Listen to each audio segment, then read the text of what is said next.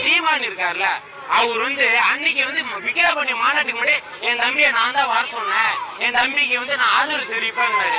நாங்க உங்க ஆதரவு கேட்டோமா? உங்க அண்ணனா போச்சு நாங்க ஏத்துக்கிட்டோமா? உன்னை நம்பிதான் நான் 56 பேர்த்த நான் இழுத்துட்டு போய் ஓட்டு போட வச்சேன் மைக்கி சின்னத்துல.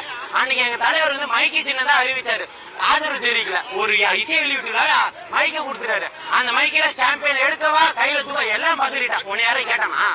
எங்களை அந்த ஏமாத்தி விஜய் ஆதரவு தெரிவிக்க சொல்லி ஓட்டு வாங்கிட்டு இன்னைக்கு வந்து அனில் குஞ்சாங்கிற என்னென்னமோ வாய்க்கு வந்ததெல்லாம் பேசுற. நேற்று வந்து ஒரு எம்ஜிஆர் எவ்வளவு பெரிய தலைவர், அண்ணா எவ்வளவு பெரிய தலைவர், 2 சனியனு சேர்ந்து ஒரு சனியனாகி சனிக்கிழமை வர்றான். அவர் ஒரு அரசியல் தலைவரா? இந்த வந்து நாங்க வந்து அண்ணன் தம்பி போன 2 நாளைக்கு முன்னாடியே பேட்டி கொடுக்குறாரு. என்ன சொல்றாருன்னா, அண்ணன் தம்பிக்குள்ள பிரச்சனை உண்டாக்குறீங்கன்னு கேக்குறாரு. அப்ப என்ன சொல்றாரு, நான் வந்து தம்பியை எதிர்க்கல, கொள்கை திட்ட சொல்கிறேன். அப்படியே நீ கட்சி ஆரம்பிச்சா விஜய் எதிர்க்க வேணா, நீ நான் தமிழ் கட்சியை கலைச்சிட்டு